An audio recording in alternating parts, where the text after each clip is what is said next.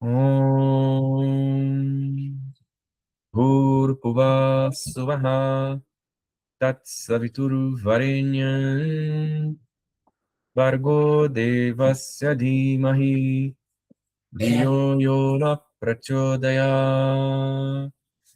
Om Shanti Shanti Shanti. Om Shri Sairam. Oferecemos nossas mais humildes reverências aos divinos pés de lótus de Bhagavan Shri Satya Sai Baba.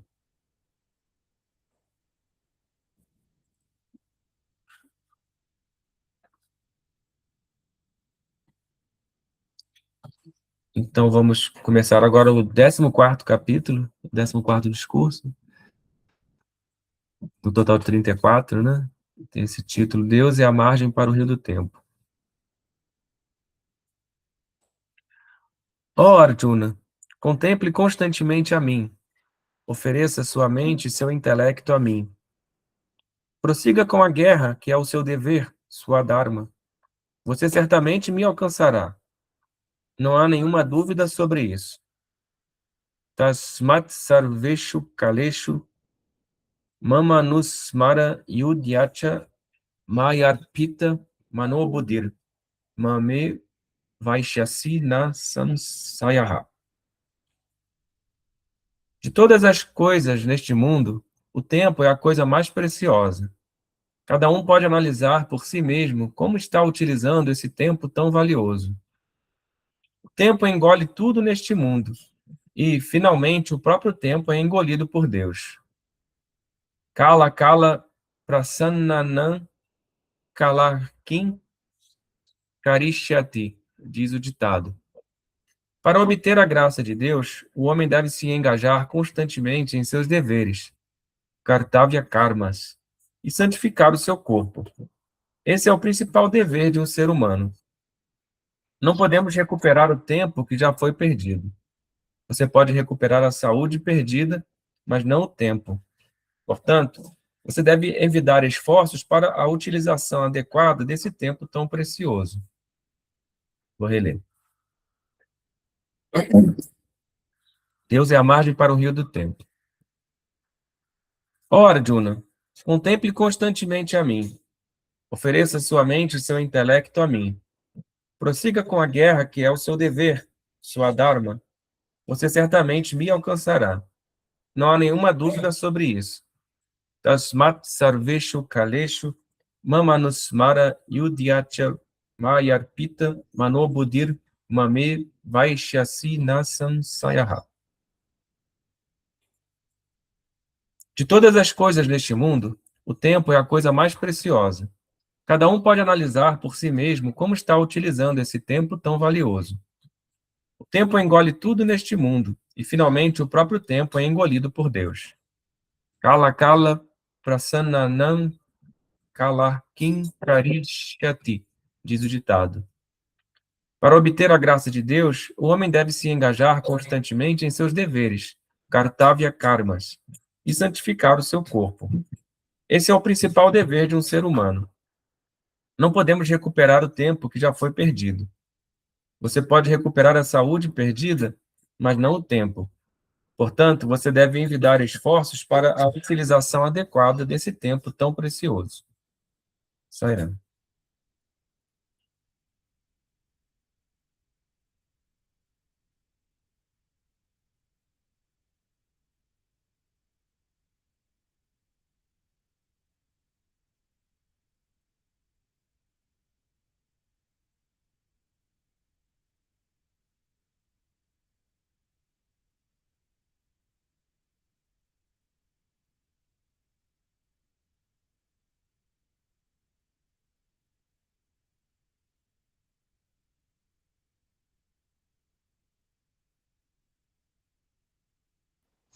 Sairam. O Swami aqui, ele nos conscientiza da importância do tempo, de não perder tempo. A gente até fala, né, perder tempo, porque como ele diz aqui, tudo pode ser recuperado, né? A saúde, né, por exemplo, mas o tempo não. Então, só isso já nos dá, se a gente parar para pensar, já nos dá a consciência da importância do tempo. Apesar da gente saber isso, é, é incrível como se perde tempo, né? Ao mesmo tempo que a gente sabe que o nosso tempo é contado, né? Nossos dias são contados, a gente vive como se não fosse assim, né? Como se a gente tivesse a eternidade ao nosso alcance. É, é incrível como é que a gente, né, vive assim, né? Eu tenho dificuldade com a questão do tempo, muita dificuldade. Já perdi muito tempo, ainda perco. Há momentos em que, na minha vida, né, em que eu quero correr atrás, como a gente diz, né? Correr atrás das coisas, né, do certo tempo perdido, adiantar coisas, e há momentos que eu me entrego assim a como é a procrastinação, a preguiça. Isso é uma falta de consciência, né, com relação ao tempo. Mas o Baba aqui ele dá o norte também. Ele fala que o principal dever do ser humano é se engajar constantemente em seus deveres, né? E santificar o seu corpo. Quer dizer, isso é uma coisa que a gente tem que lembrar, né? Eu, sobretudo, então, quando me vejo perdendo tempo, o que que eu tenho que fazer? Me engajar em meus deveres, né? Porque isso a gente sabe bem quais são, né? Para não estragar o tempo, que o tempo é Deus, como o Baba mesmo fala, e não vir né, o arrependimento, né, de ter desperdiçado um tempo tão precioso que nos foi dado, né, nessa vida, né? É um presente de Deus, o tempo que a gente está aqui na Terra. Então, é uma dificuldade que eu tenho e que às vezes me conscientizo e às vezes vejo que não. Gostaria de ter essa constância, como ele fala aqui, com relação aos meus deveres. É esforço, né? Tem que empreender esse esforço. Então, é até bom ter caído esse texto para eu voltar a, a, a prestar atenção nisso. Sairão.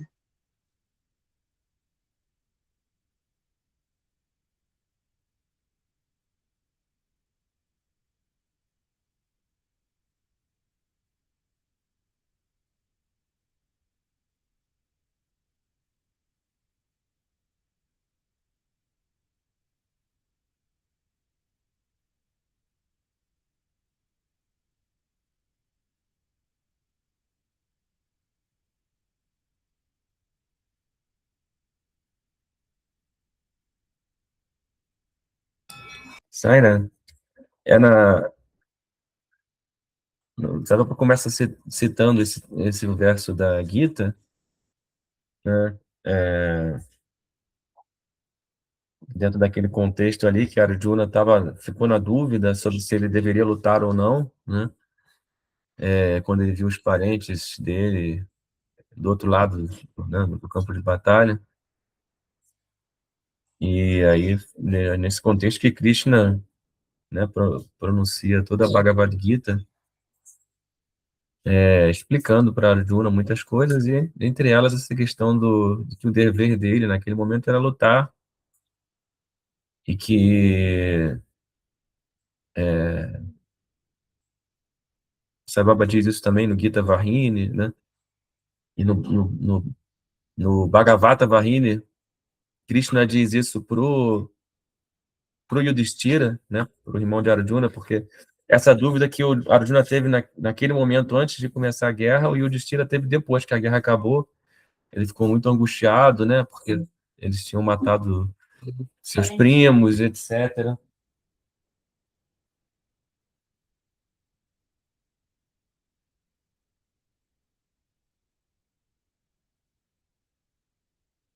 Rubens, você está mutado. Não, já desmutei já. É, então, o Yudhishthira tinha ficado com essa angústia depois da guerra, né? E aí o Krishna fala para ele, explica para ele que dentro do Dharma, né? Dentro das regras ali da guerra, da forma como a guerra foi feita, não havia pecado da parte deles de terem lutado na guerra, porque eram soldados armados lutando contra soldados armados, né? E a gente sabe que na Índia tinha todo esse dharma relativo ao campo de batalha, né?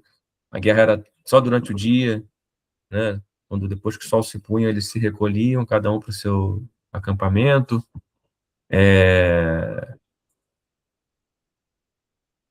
Então não era como tem hoje em dia, né? Ataques indiscriminados a pessoas indefesas, né? Era outra situação. A guerra, o que a gente chama de guerra ali, não tem nada a ver com o que a gente chama de guerra hoje em dia. É, então Krishna explicou para Yudhishthira, então, e aqui ele explica para o Arjuna antes da guerra começar que ele está cumprindo o dever dele, né? E que dentro dessas circunstâncias ele não estaria incorrendo em pecado, né? E em dado momento da Bhagavad Gita, no capítulo 11, Krishna se manifesta, né, na sua forma universal, né, cheio de braços e armas, e com a boca escancarada, engolindo tudo, e tudo caindo, fluindo para dentro da boca dele. E, e a Arjuna pergunta: quem é você? Né? E Krishna, quando está nessa forma, responde: eu sou o tempo, né? Eu sou Kala, aquele que tudo devora, né? Então, o próprio Krishna é o tempo, né? A forma feminina seria Kali, né? Aquela forma que a gente conhece também, tem uma boca escancarada que devora tudo. E o que eu sinto justamente é que é, essa forma, né? Essa forma ameaçadora, né? É justamente que nos impulsiona, né?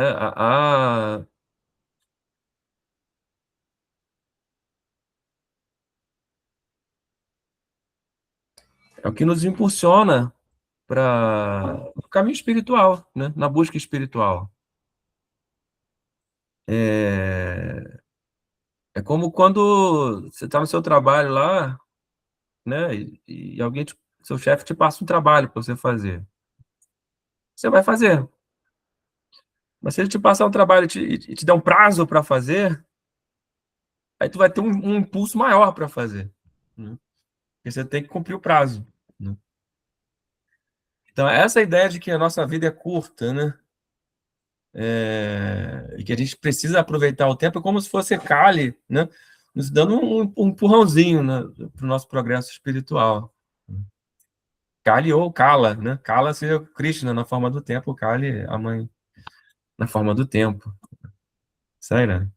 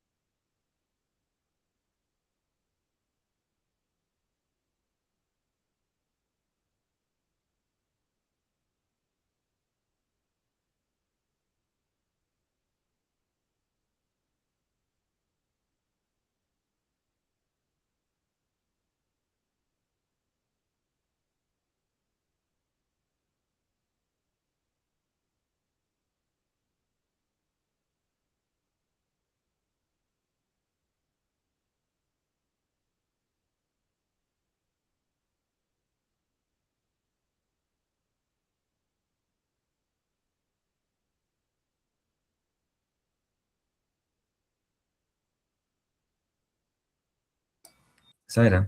Eu vou prosseguir então com a leitura.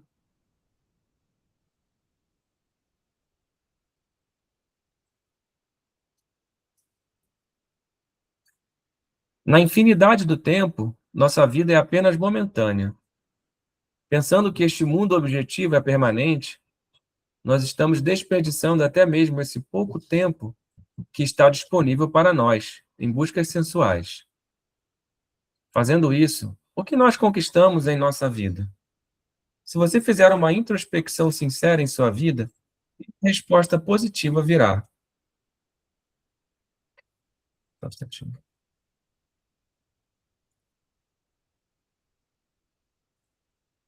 Quando o homem nasce, ele grita: Quem sou eu? Corram. Se toda a vida for gasta neste questionamento, quem sou eu? Corram. Quando você aprenderá quem você é? Esse não é o verdadeiro sentido de nossa vida. A vida do homem, que começou com quem sou eu? Corram, deve terminar com eu sou aquilo, Soham. Ele deve reconhecer a verdade, eu sou aquilo, que significa eu sou Deus, e deve descansar em paz.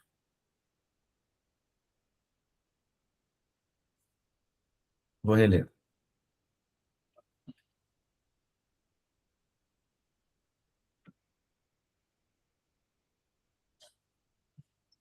Na infinidade do tempo, nossa vida é apenas momentânea. Pensando que este mundo objetivo é permanente, nós estamos desperdiçando até mesmo esse pouco tempo que está disponível para nós em buscas sensuais. Fazendo isso, o que nós conquistamos em nossa vida? Se você fizer uma introspecção sincera em sua vida, nenhuma resposta positiva virá. Quando o homem nasce, ele grita: Quem sou eu? Corram. Se toda a vida for gasta neste questionamento, quem sou eu? Corram. Quando você aprenderá quem você é? Esse não é o verdadeiro sentido de nossa vida. A vida do homem, que começou com quem sou eu? Corram, deve terminar com eu sou aquilo, Soham.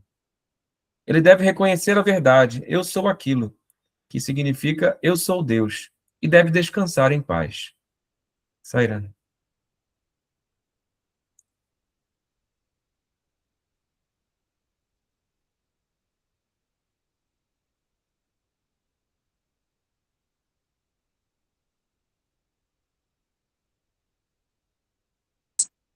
Sairão, sairão a todos. Essa afirmação que Sai Baba e todos os grandes mestres, como Jesus, Buda, afirmaram para nós de que nós somos Deus, isso é muito importante, né? Porque hoje em dia temos muitos profissionais especializados em dizer quem nós não somos.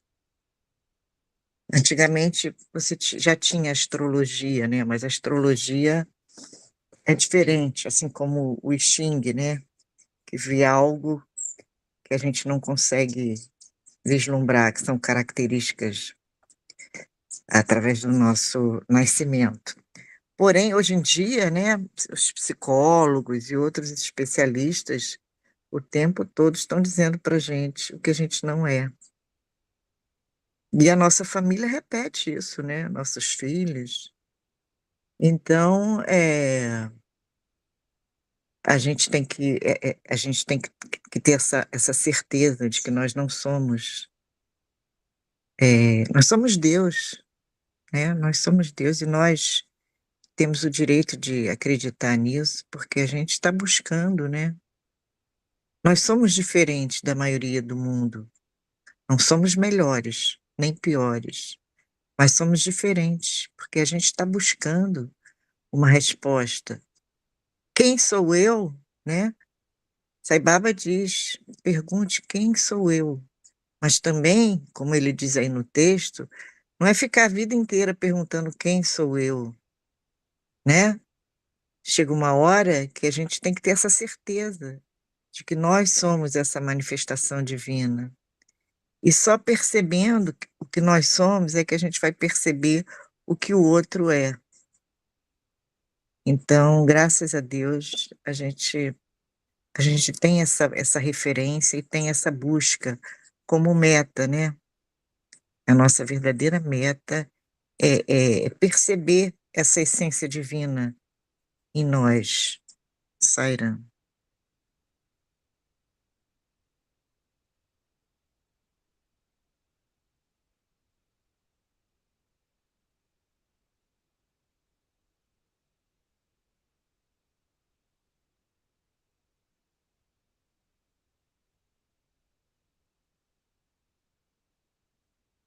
Sairam, eu vejo aqui que o Baba, ele é muito interessante. Ele explica que quando a gente nasce, né, a gente pergunta quem sou eu, mas que essa pergunta, né, deve terminar com eu sou aquilo, né? Quer dizer, eu sou Deus.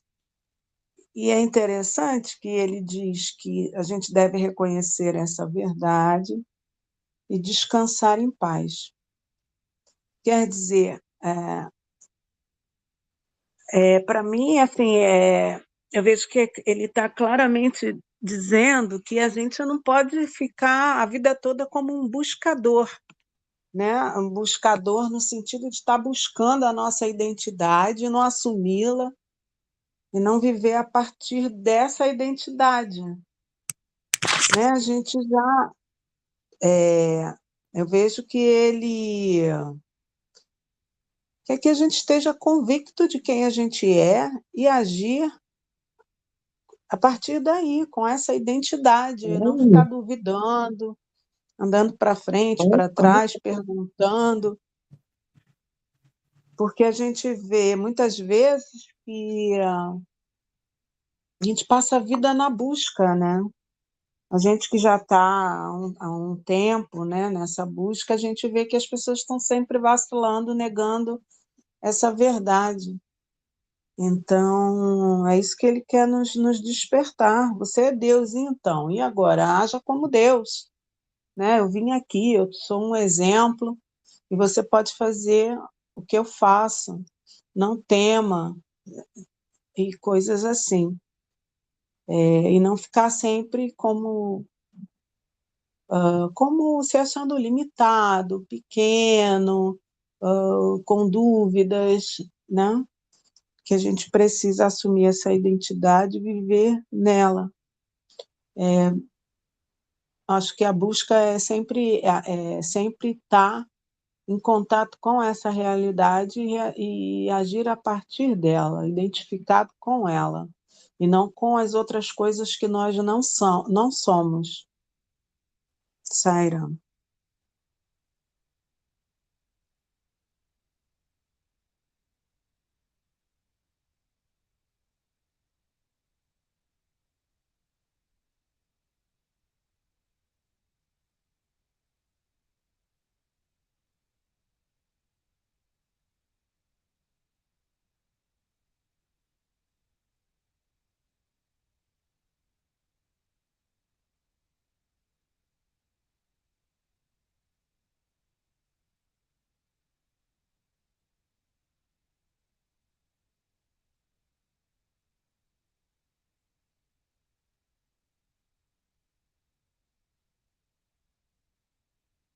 Saira. A gente meio que já está acostumado com essa ideia, né? Pelo menos, assim, em termos intelectuais, né? Essa ideia de que tudo é Deus, que eu sou Deus, né? Eles já têm ouvido muito, né? Esses discursos. E,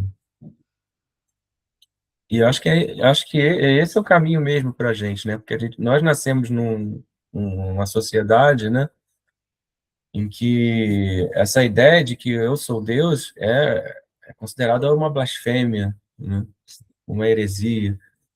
E, e eu lembro que o próprio Jesus foi acusado, condenado e morto porque ele dizia que ele era Deus, né?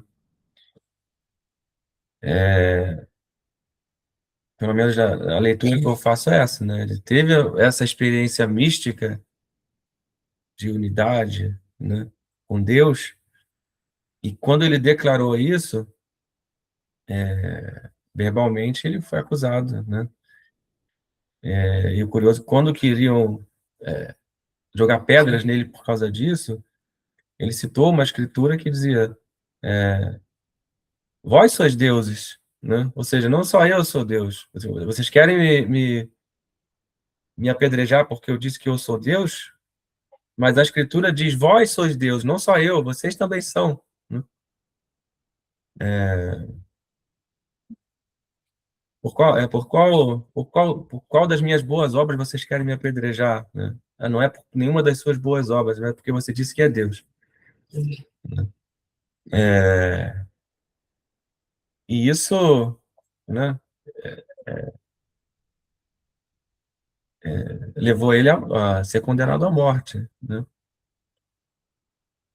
E isso persistiu ao longo dos séculos, né? Tantos místicos que tiveram essa experiência e quando tentaram compartilhar essa experiência no auge do seu entusiasmo, acabaram sendo perseguidos por isso. Ah, o próprio Sai Baba, né, fez muitas boas obras sociais, né, mas o que realmente incomoda as pessoas, que faz as pessoas inventarem acusações contra ele, se voltarem contra ele, é o fato de que ele dizia abertamente que ele era Deus, né? Então, isso é uma ideia que, especialmente no mundo ocidental, ainda é um tabu, né? E nós estamos progressivamente nos acostumando a essa ideia, e Sai Baba nos aproxima dessa verdade por vários e vários lados, né? Que é a grande realização, né, da nossa vida, é a gente chegar a esse ponto em que ele, né, de terminar a nossa vida com essa verdade no nosso coração. Eu sou aquilo, eu sou Deus. Quando a gente alcança isso, a gente descansa em paz, né? Mesmo que a gente não, que nosso corpo esteja funcionando bem ainda, a gente não esteja morto, né? A gente já descansa em paz mesmo em vida, né? Então, assim, essa é a essência do ensinamento de Sai Baba, né? Para mim, é o que ele mais repete, é o que ele mais enfatiza, né? Para nos levar a essa convicção interior. Sairá.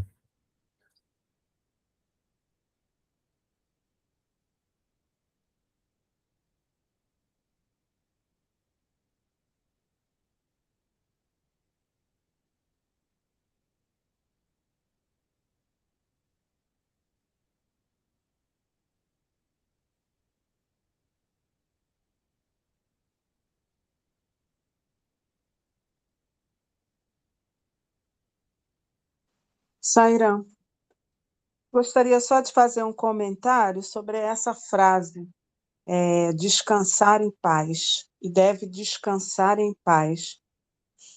É muito interessante o Baba ter dito isso, porque outros mestres, né, como o Ramana Maharishi, o Ramana Maharishi disse que a, é, a paz é a bem-aventurança. Ou seja, ele tem uma frase em que ele diz que essa felicidade, né? Peace is bliss, não, equanimity is bliss, que ele usa, né? Então, que essa felicidade que a gente vive buscando, na realidade, ela é a paz, né? Aí, eles falam muito que a paz é a felicidade. Os mestres também da linhagem, quer dizer, o Ramana Maharishi é da linhagem do meu mestre do Gautam, sempre repetem isso. Inclusive, eles dizem que o critério para a gente ver se a gente está num bom caminho espiritual, né, seguindo determinado mestre, ou religião, ou prática, é a gente perceber o grau de paz que a gente sente nesse caminho. Se você sente mais paz, esse caminho é certo, senão não é para você esse caminho. Então,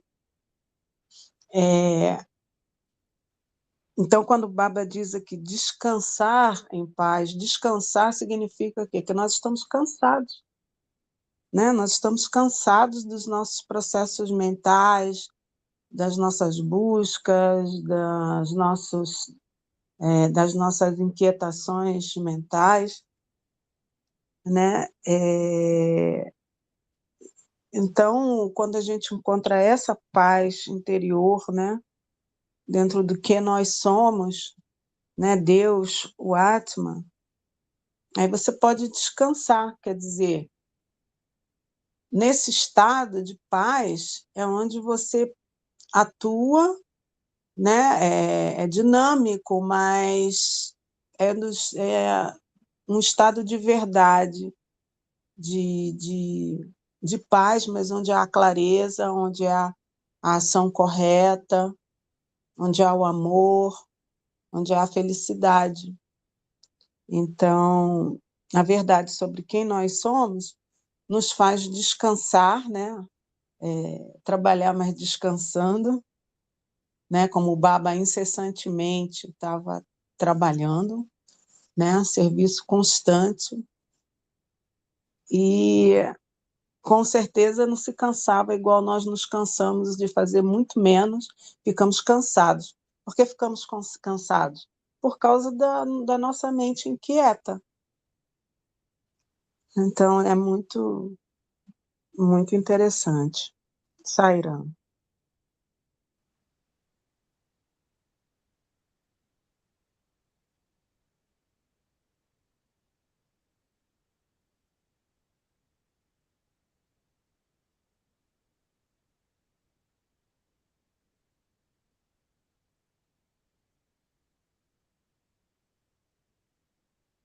Taira, eu me lembrei aqui do um vídeo que eu gosto muito, que tem no canal do Shri Satya Sai Media Center, né? É um vídeo chamado Journey from Eye to Eye, né? O primeiro eye é o olho, o segundo é eu. Que é um professor, né, da Universidade de Sai Baba contando a caminhada dele com Sai Baba, mas ele dá ênfase ao sadhana, que ele praticava em cada etapa, né? Esse vídeo está em inglês, mas tem como colocar a legenda em português, né? Aí ele fala que quando ele conheceu o Sai Baba, ele começa a praticar o japa, né? A repetição constante do mantra, Om Sairam, Sairam, o mantra que ele praticava. E aí ele vai contando as experiências que ele teve com essa prática, né? Que é uma prática que Sai Baba recomenda, né? Mas que em determinado momento, numa entrevista com o Sai Baba diz para ele que mudar o sadhana dele, que o sadhana dele deveria ser, desde então, esse inquérito, quem sou eu? Né?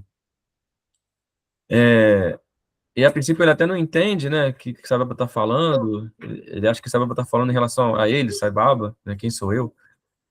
Mas aí depois aí aparece um colega, empresta para ele no livro do Ramana Maharishi, e aí ele começa a entender né, do que se trata, e começa a fazer essa meditação, né, a buscar com todo entusiasmo.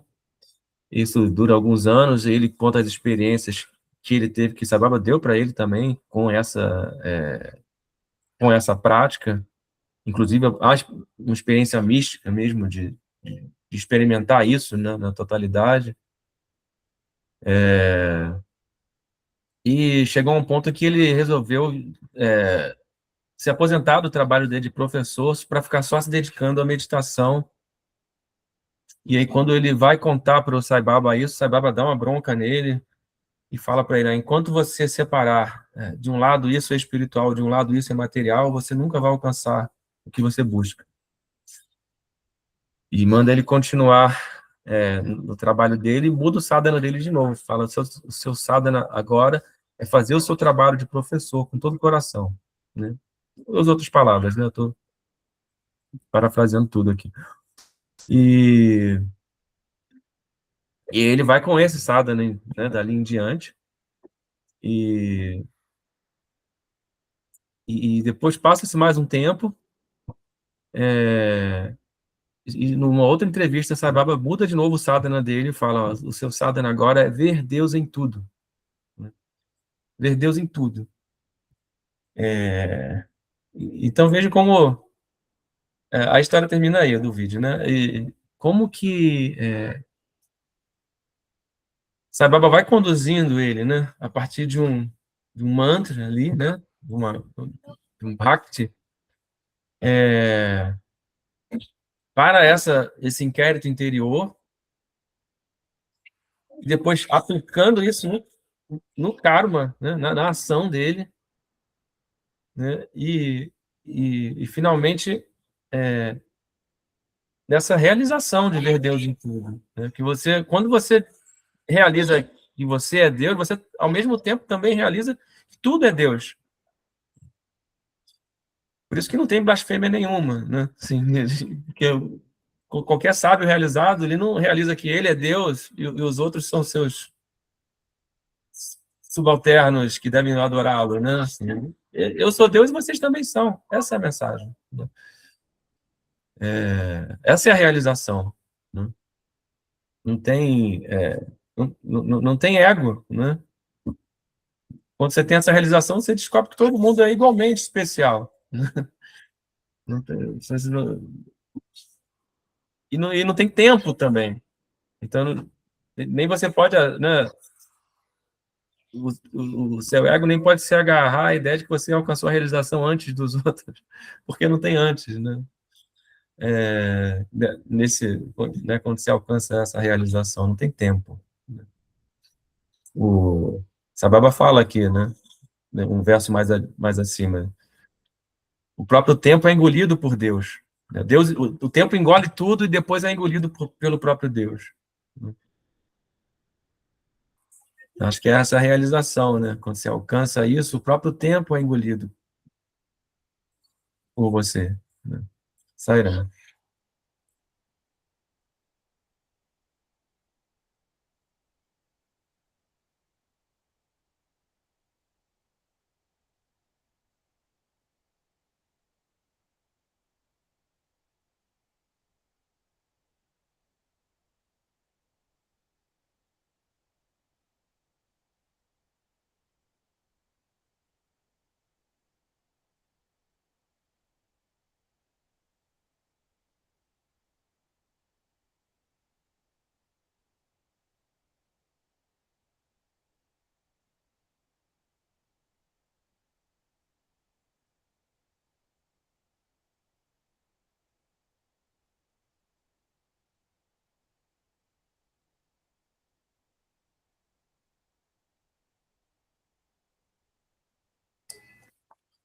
Sairá. Vou continuar então.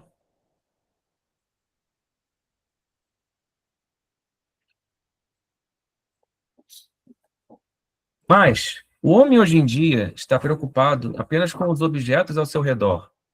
Ele não é capaz de reconhecer o que vem depois disso. Ele sempre é atraído pelo mundo objetivo, mas ele não é capaz de realizar os perigos que se seguem. Um sapo vê um inseto na frente dele e fica muito feliz por ter conseguido seu alimento para o dia. Mas ele não realiza que existe uma cobra atrás dele, pronta para engoli-lo. Mesmo essa cobra não está ciente da presença de um pavão que está esperando por sua comida. Ela se sente muito feliz por ter uma comida suntuosa para o dia. A parte mais engraçada de tudo isso é que até o pavão não está ciente de um caçador nos arbustos próximos que está pronto para atirar nele com sua flecha.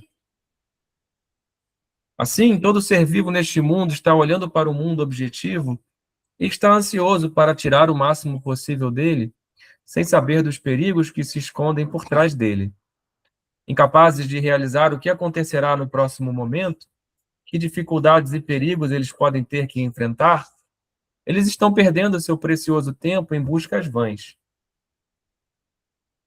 Se você quiser utilizar o tempo adequadamente, você deve cumprir o seu dever como ser humano e executar atividades sagradas, sem perder um segundo. Você pode gastar milhares e milhões de rúpias, mas não obterá de volta nem um segundo que já tenha se tornado parte da história. Vou reler. Mas o homem hoje em dia está preocupado apenas com os objetos ao seu redor. Ele não é capaz de reconhecer o que vem depois disso. Ele sempre é atraído pelo mundo objetivo, mas ele não é capaz de realizar os perigos que se seguem. Um sapo vê um inseto na frente dele e fica muito feliz por ter conseguido seu alimento para o dia. Mas ele não realiza que existe uma cobra atrás dele, pronta para engoli-lo. Mesmo essa cobra não está ciente da presença de um pavão que está esperando por sua comida. Ela se sente muito feliz por ter uma comida suntuosa para o dia. A parte mais engraçada de tudo isso é que até o pavão não está ciente de um caçador nos arbustos próximos que está pronto para atirar nele com sua flecha. Assim, todo ser vivo neste mundo está olhando para o mundo objetivo e está ansioso para tirar o máximo possível dele, sem saber dos perigos que se escondem por trás dele. Incapazes de realizar o que acontecerá no próximo momento, que dificuldades e perigos eles podem ter que enfrentar, eles estão perdendo seu precioso tempo em buscas vãs. Se você quiser utilizar o tempo adequadamente, você deve cumprir o seu dever como ser humano e executar atividades sagradas, sem perder um segundo. Você pode gastar milhares e milhões de rúpias, mas não obterá de volta nem um segundo que já tenha se tornado parte da história. Sairã. Sairão. Aí nesse texto há uma dicotomia, porque ao mesmo tempo que Sai Baba diz que nós somos Deus, ele também nos compara aos animais na questão da ignorância, né? No contexto de decisões. Sai Baba diz também que para que nós não caiamos nessa ignorância, a gente precisa se ligar ao conhecimento sagrado, ao sadhana. Então, era muito comum Sai Baba, numa entrevista, falar para os seus devotos, pedir para repetir: eu sou um homem, eu não sou um animal. Por quê? Porque nós, hoje em dia, a gente tem muito mais afinidade com os animais que não têm consciência, né? Que são ignorantes, não pensam, do que com a nossa essência divina. E então o mundo está aí, né, nos oferecendo o tempo todo, a falta de raciocínio. A gente não precisa pensar para nada, a gente é conduzido para tudo, né. Até numa conversa, você você é conduzido, às vezes, para um assunto que você não deseja, ou se você liga qualquer objeto de mídia, celular, televisão, também, são esses objetos que conduzem, a sua mente, o que que você vai ver, o que que você não vai ver. Então, para que a gente saia desse limite, né, de ser humano, animal, a gente hoje, mais do que nunca, precisa de um esforço grande e discernimento. Esse esforço é o sadhana. Então, se a gente optar por um livro e não um romance comum, mas um livro sagrado, né, como o Bhagavad Gita, os evangelhos, se a gente fizer essa opção, se a gente optar por satsangs, estar com buscadores divinos, né, buscadores de Deus, falando, repetindo o nome de Deus, cantando o nome de Deus, né, se a gente optar por canalizar nossa energia para servir ao próximo, aquele que sente muita dor, porque até essa decisão hoje em dia dos devotos e dos buscadores muitas vezes é errada. Muitas vezes a gente se dedica à família, muito mais à família ou a quem não precisa. Sai Baba diz que a gente tem que servir a quem precisa. Muitas vezes a gente não tem esse discernimento. Então é isso, para a gente ser diferente, para a gente ser um homem, né, a gente tem que ter o sadhana, até para a gente ser um homem, mas é um homem com H, um homem divino, né, como eram os homens da época de, né, de Rama, que viviam, nem todos, né, que viviam lá no castelo, no palácio, na época de Krishna, ou mesmo na época de Buda, você tinha as duas qualidades de homens, homens sagrados e homens mundanos, egoístas. E hoje em dia mais do que nunca, né. Então, por isso a importância da gente estar sempre pensando em Deus, sempre lendo leituras sagradas, sempre buscando esse conhecimento através de um mestre que não necessariamente é só Sai Baba, né. Sai Baba não veio trazer nenhuma novidade, ele mesmo disse isso, nem religião, nem conhecimento novo. Ele veio apenas afirmar o que foi dito por tantos outros. Então, é o que a gente está fazendo aqui nesse domingo pela manhã, é isso, é essa iniciativa que nós precisamos alimentar, né, Sairam.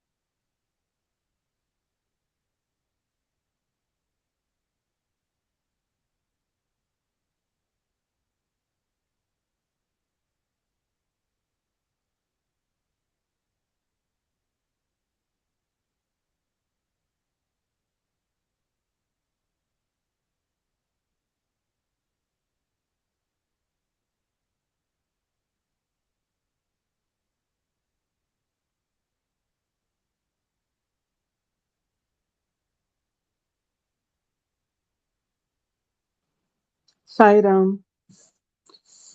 Sai Baba aqui dá um caminho claro para gente de como utilizar o tempo adequadamente.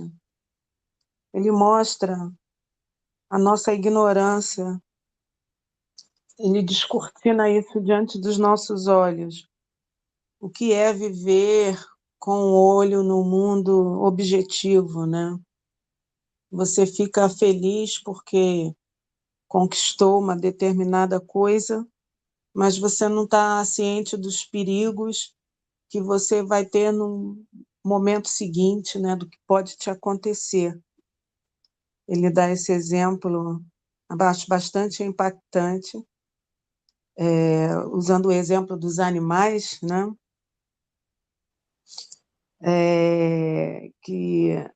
que vivem assim, né, mas eles não têm condição, não têm discernimento como o ser humano tem, que é a única forma que tem essa possibilidade, né, de sair da limitação do mundo objetivo, de ter o discernimento sobre a sua realidade infinita, sobre Deus, é só mesmo na forma humana, né? Por isso que eles falam que é um presente raro. Os animais, eles vivem assim mesmo, fica feliz porque conseguiu o seu alimento ali no momento, mas no momento seguinte já tem outro, né, um outro animal que já está de olho nele, vai comer ele. Então, é assim. E nós estamos vivendo assim, limitados, podendo usar as nossas capacidades inatas, divinas, sagradas, né, de discernimento, de ultrapassar, né, a limitação animal, né, que a gente tem, um animal também na gente, como até a Heloísa já exemplificou, de ultrapassar isso. E como é que a gente vai ultrapassar isso? Como ele disse, engajando-se em atividades sagradas e não perdendo tempo,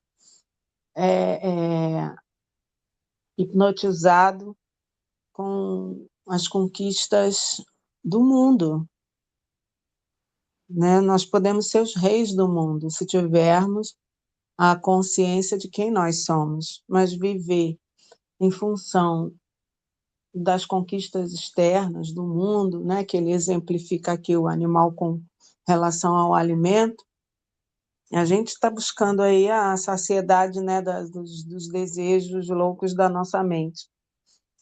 É a mesma coisa, uma vida inconsciente, né? E ele está nos dando o caminho para a gente buscar ser consciente e ultrapassar, né? Viver o propósito da nossa vida humana, não é? Que é realizar a nossa divindade interna. Sairá.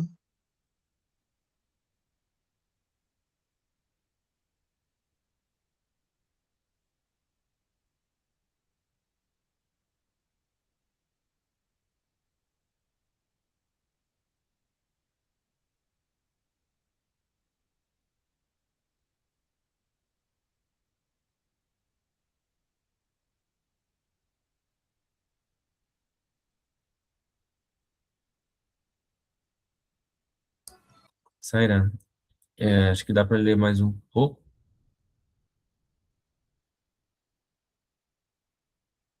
A juventude é a etapa mais importante e exemplar de nossa vida.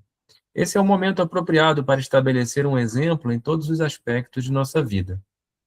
A juventude de um homem e o curso de um rio não podem ser revertidos. Os jovens devem reconhecer essa verdade e fazer esforços para a utilização adequada do seu tempo. Hoje em dia, ninguém se importa em saber o que vai acontecer no futuro. A meta da vida deve ser sempre mantida em vista. O tempo que nós gastamos pode ser santificado se executarmos todas as nossas ações, karmas, como uma oferta a Deus.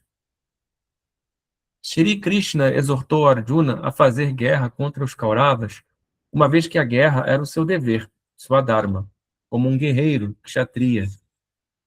Porém, Arjuna deveria fazer a guerra contemplando continuamente a Shri Krishna. Mamanusmara Yudhyacha. Desse modo, nenhuma culpa seria atribuída a ele. Shri Krishna não o aconselhou a abster-se de sua responsabilidade, ir para as florestas e fazer penitências, tapas. Ele não o aconselhou a renunciar à vida familiar e se tornar um completo renunciante.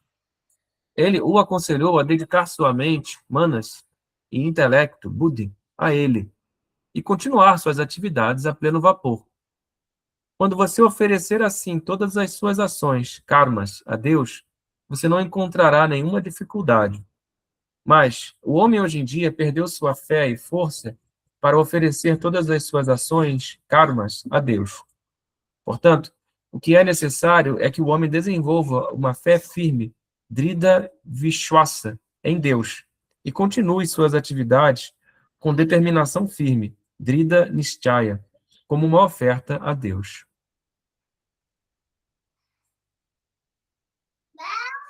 Vou reler. A juventude é a etapa mais importante e exemplar de nossa vida. Esse é o momento apropriado para estabelecer um exemplo em todos os aspectos de nossa vida. A juventude de um homem e o curso de um rio não podem ser revertidos. Os jovens devem reconhecer essa verdade e fazer esforços para a utilização adequada do seu tempo. Hoje em dia, ninguém se importa em saber o que vai acontecer no futuro. A meta da vida deve ser sempre mantida em vista. O tempo que nós gastamos pode ser santificado se executarmos todas as nossas ações, karmas, como uma oferta a Deus. Shri Krishna exortou Arjuna a fazer guerra contra os Kauravas, uma vez que a guerra era o seu dever, sua dharma, como um guerreiro, kshatriya. Porém, Arjuna deveria fazer a guerra contemplando continuamente a Shri Krishna, Mamanusmara e o Dhyatya. Desse modo, nenhuma culpa seria atribuída a ele. Shri Krishna não o aconselhou a abster-se de sua responsabilidade e ir para as florestas e fazer penitências, tapas. Ele não o aconselhou a renunciar à vida familiar e se tornar um completo renunciante. Ele o aconselhou a dedicar sua mente, manas e intelecto, buddhi, a ele e continuar suas atividades a pleno vapor. Quando você oferecer assim todas as suas ações, karmas, a Deus, você não encontrará nenhuma dificuldade. Mas o homem hoje em dia perdeu sua fé e força para oferecer todas as suas ações, karmas, a Deus. Portanto, o que é necessário é que o homem desenvolva uma fé firme, Dhrida Vishwasa, em Deus, e continue suas atividades com determinação firme, Dhrida Nischaya, como uma oferta a Deus. Sairam. Sairam. Com esse exemplo que Baba deu, ele afirma que o que tem que ser mudado é a mente, não é o lugar. É óbvio que o lugar ajuda muito, né? Por exemplo, um ashram é um portal espiritual, um centro espírita, uma igreja católica, um centro budista, centro Sai Baba, né? Onde as pessoas vão cantar e ouvir o discurso de Sai Baba, fazer o satsang. São portais que nos ajudam. Mas, se você não tiver uma firme determinação e purificar a sua mente, né, você não vai conseguir. Você pode ir para esses lugares, fazer milhares de peregrinações espirituais, inúmeras vezes, mas você não vai se realizar. Agora, se você tem uma firme determinação e segue o sadhana, a disciplina de controlar a mente, e a gente sabe que controlar a mente é fazer com que a mente se desapegue dos sentidos, né? E os sentidos, a gente pode dizer, é tudo que vem nos sentidos, né? Até o desconforto do corpo, que é o calor, o frio, como as emoções, né? O apego, a raiva, o desejo. A gente tem que ter essa firme determinação de trabalhar essas características que são humanas. Essas sim são características humanas, que são, na verdade, são instrumentos para a nossa evolução, né? São características do ego e que são divinas também, porque elas que vão nos ensinar a realizar Deus. Então, se a gente não tiver uma sinceridade, né, e de transcender esses aspectos negativos do nosso ego, a gente vai passar pela Terra, pode ter quantos gurus forem, a gente pode estar em quantos lugares sagrados nos forem permitidos, mas a gente não vai realizar Deus. Então, acho que é isso que Sai Baba fala um pouco nesse texto, Sairã.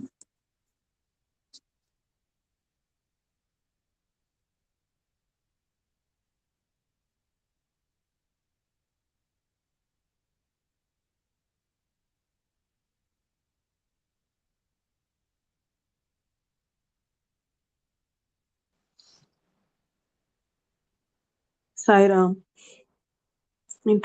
Interessante que ele diz aqui, né? Quando você oferecer assim todas as suas ações, karmas, a Deus, você não encontrará nenhuma dificuldade.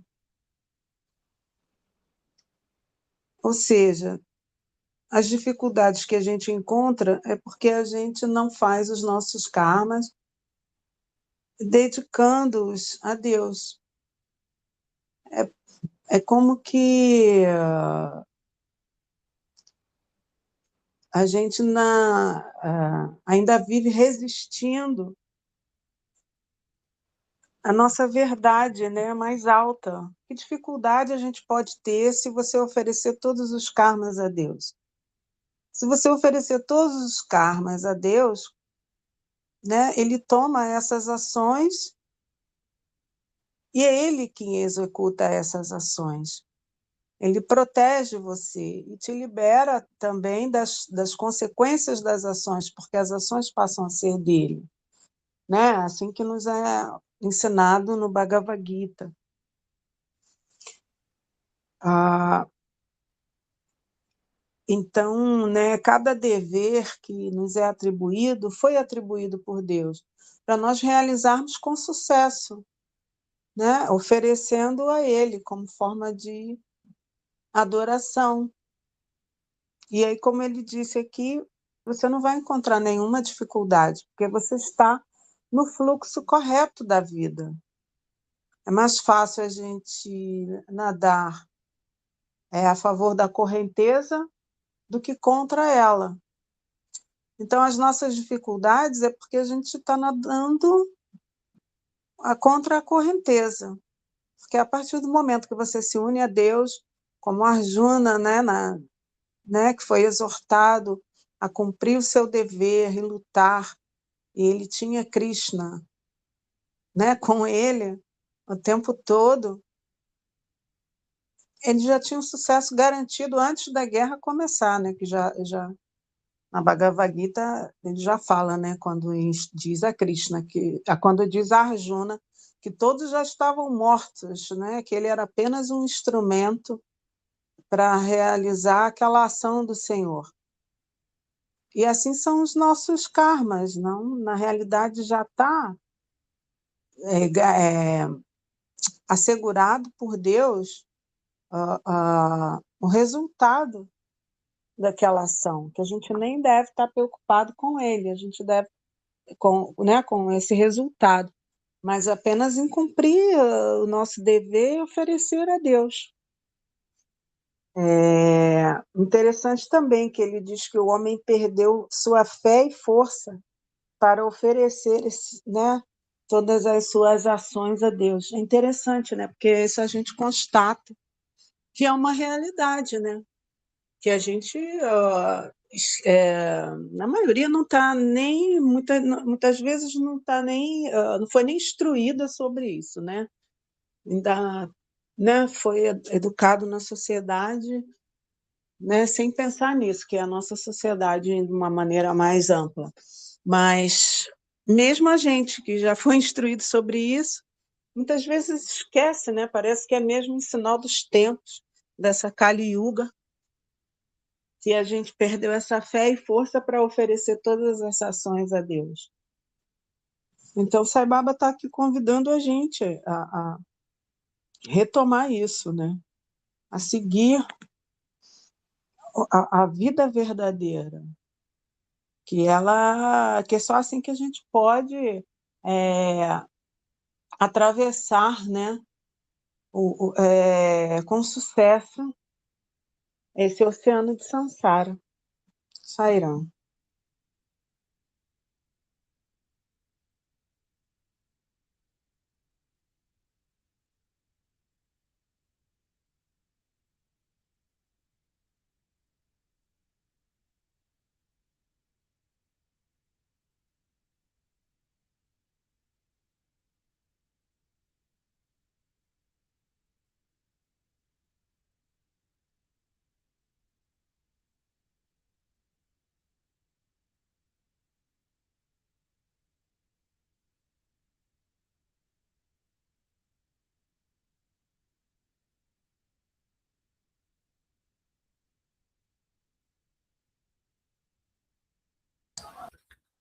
Sairan, acho que a gente pode terminar essa parte então, se ninguém quiser mais falar, e fazer os bhajans.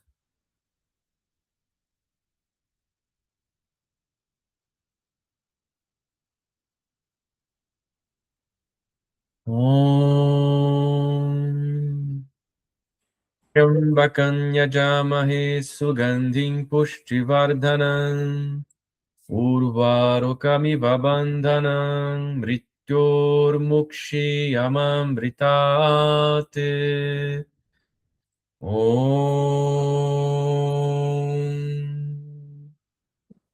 Shanti Shanti Shanti.